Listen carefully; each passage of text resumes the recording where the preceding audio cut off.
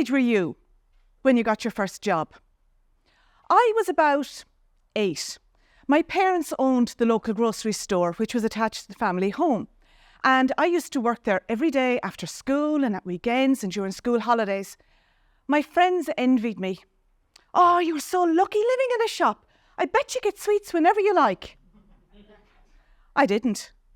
But their words lingered. It wasn't fair. Eventually, I hatched a plan. It was foolproof. I was an unpaid worker.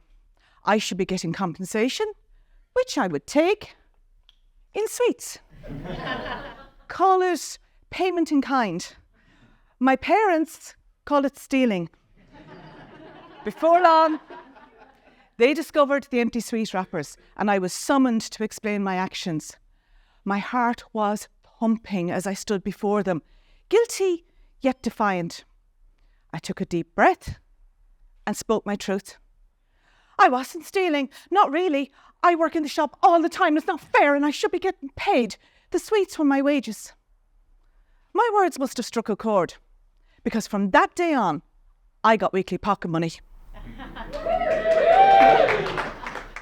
Have you ever had that satisfaction of speaking up? Or worse, that sinking disappointment of staying quiet when you should have spoken? You've a valuable point to make, but you hold yourself back. What if your words get jumbled up? What if others judge you? What if you freeze and you forget what you're going to say? So you say nothing. Meanwhile, a colleague makes the exact point that you were going to make, and heads nod in agreement around the room. How frustrating is that? But have you ever considered the cost of your silence? Not just the cost to your career, but to the organisation. What if your voice could break through the meeting groupthink?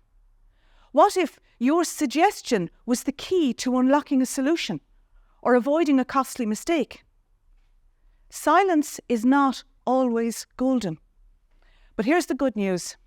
You can confidently use your voice by adopting 3 simple tips.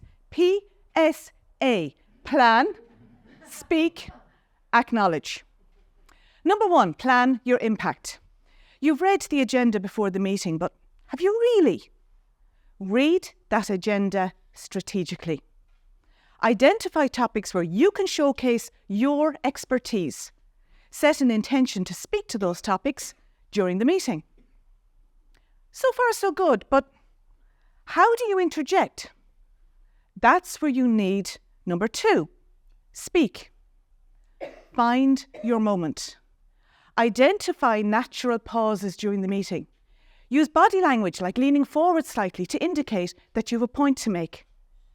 Introduce your point smoothly by saying, "I'd like to add," or building on Nathan's idea. That way, you can control the conversation. Remember, you don't need to be the loudest voice in the room to command attention and respect. Point number 3 is one that is often overlooked, and yet it is so important. Acknowledge and celebrate. When the meeting is over, take time to reflect on what you did. Acknowledge your wins, no matter how small. Celebrate those achievements. Document your progress. Watch your confidence grow. That day, standing in front of my parents, I realised the impact of using your voice. You have that same power. Whether it's seeking fair treatment or speaking up at a meeting, your voice can bring change. Remember the 3 tips. PSA. Plan, speak, acknowledge. You never know. Yours might just be the voice that everyone remembers. Thank you.